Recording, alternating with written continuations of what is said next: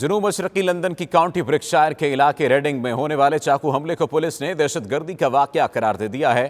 ہفتے کو پیش آنے والے اس واقعے میں 3 افراد ہلاک ہوئے جبکہ جائے وقوع سے ایک شخص کو گرفتار بھی کیا گیا۔ تفصیلات اس رپورٹ میں۔ برطانوی پولیس نے لندن کے نواحی علاقے ریڈنگ میں چاقو زنی کے واقعے کو دہشت گردی قرار دے دیا۔ انسداد دہشت گردی پولیس کے سربراہ نیل باسو اور ٹیمز ویلی پولیس چیف جان کیمپبیل کہتے ہیں کہ یہ دہشت گردی کا واقعہ تھا۔ پولیس کے مطابق اب اس حوالے سے مزید خطرہ نہیں رہا۔ Yesterday, Saturday the 20th of June, a short time after 7 p.m, a man ran into Forbury Gardens in the centre of Reading and attacked members of the public with a knife. He left 3 dead and a number of people needing hospital treatment. This was an atrocity. My deepest sympathies go out to the families who will be mourning loved ones today after this horrific act, and to everyone who has been affected by it. We're working with the coroner to formally identify all those who've died and to inform and support their relatives. This has now been declared a terrorism incident. At 6:56 p.m, we received a report that a number of people had been stabbed in Forbury Gardens in Reading.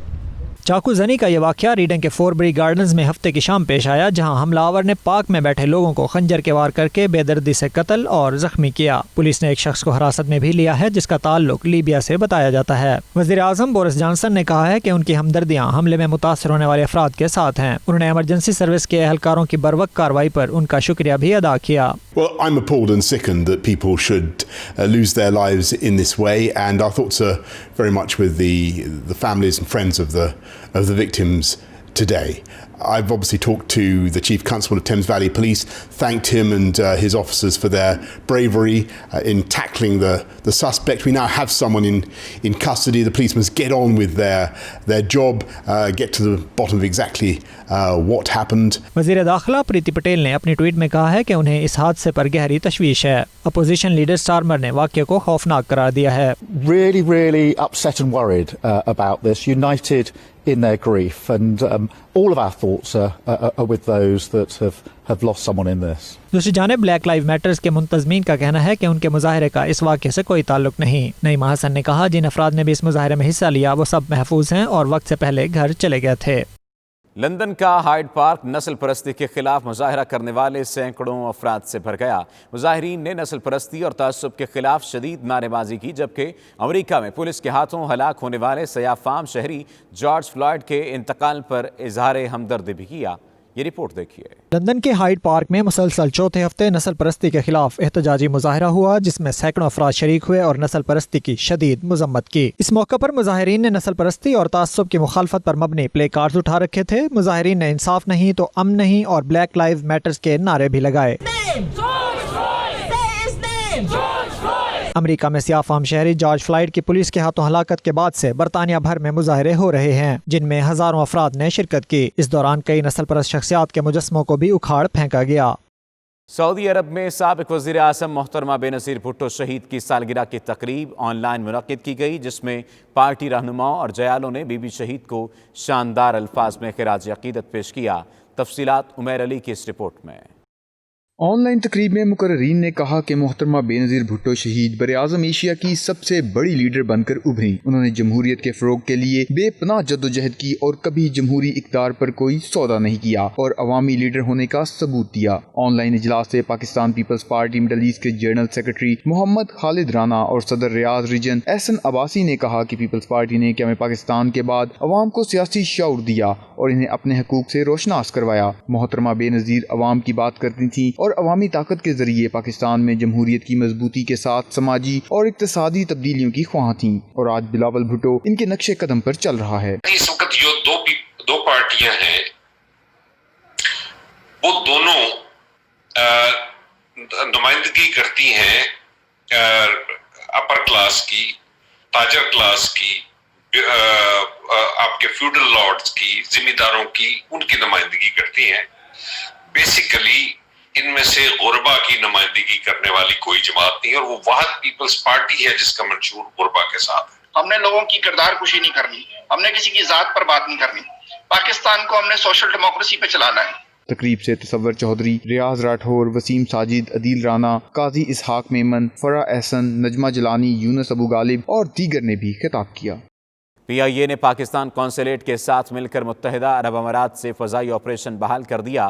قونصل general Ahmad امجد علی نے اس حوالے سے خصوصی پیغام جاری کیا ہے جس میں کرایوں میں رد و بدل سے لے کر تمام ضروری معلومات بتائی گئی ہیں۔ قونصل جنرل کا خصوصی پیغام آپ بھی دیکھیے۔ بسم اللہ الرحمن الرحیم۔ میرے پیارے پاکستانی بہنوں اور بھائیوں، السلام علیکم۔ میں تھوڑی وضاحت کرنا چاہتا ہوں ریپیٹریشن فلائٹس کے سلسلے میں۔ پاکستان قونصلیٹ نے آج تک 105 فلائٹس آپریٹ کی ہیں، جس میں 22,000 پاکستانی واپس جا چکے ہیں۔ یہ خالی میں دبئی کی PIA کی فگرز آپ کو بتا رہا ہوں۔ اب 27 تاریخ تک پاکستان قونصلیٹ دبئی اسی طرح فلائٹس آپریٹ کرے گی، جس میں ہمارے پاس تقریباً 18 سے 20 فلائٹس ہیں اور maximum number of Pakistanis Pakistan جا سکتے ہیں۔ PIA نے کرایہ اس میں بڑھایا ہے۔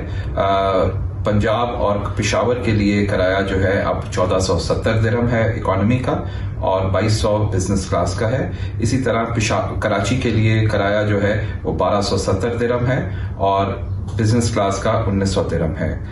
قونصلیٹ اسی طرح آپ کو کال کرے گی، آپ دناتا سینٹر جائیں گے اور ٹکٹ پرچیز کریں گے۔ یہ میں خالی دبئی کے لیے وضاحت کر رہا ہوں۔ اس کے علاوہ جو UAE کی ایئر لائنز ہیں، چونکہ پاکستان نے ایئر اسپیس کھول دی ہے تو وہ اپنی ٹکٹس خود آن لائن یا ایجنٹس کے ذریعے کریں گی۔ میں آپ سے ایک دفعہ پھر گزارش کرتا ہوں کہ PIA کی ٹکٹس جو دبئی سے ایشو ہوں گی یا دبئی سے فلائٹس آپریٹ ہوں گی، پلیز برائے مہربانی آپ خود دناتا سینٹر جائیں گے اور وہاں سے ٹکٹ خود کیش اور کریڈٹ کارڈ پہ پرچیز کریں گے۔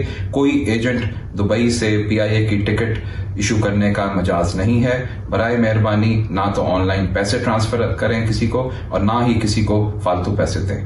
بہت شکریہ۔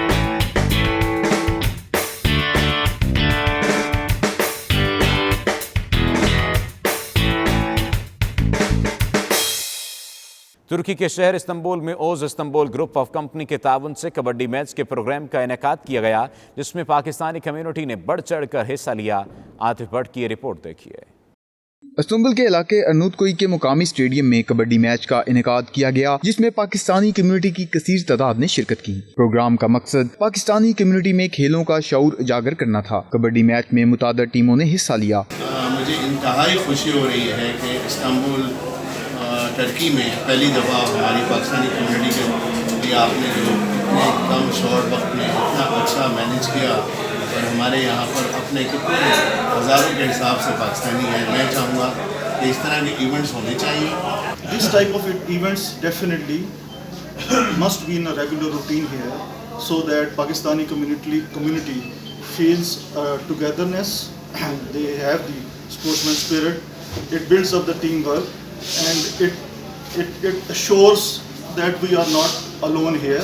We are a very strong community here in Istanbul. Pakistan and Turkey is brother yani. Very good. Always we say the same thing. What they need, they can call us and we can solve all problems in Turkey inshallah.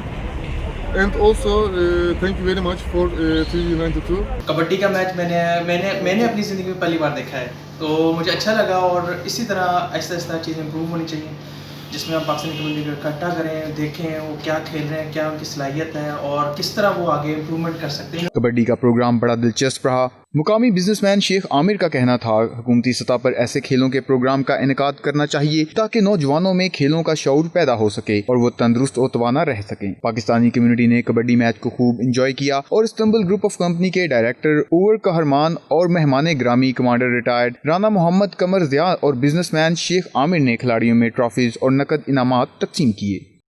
ترکی کے شہر Istanbul میں kabaddi match کا انعقاد کیا گیا، جس میں Pakistani community کی کافی تعداد نے شرکت کی۔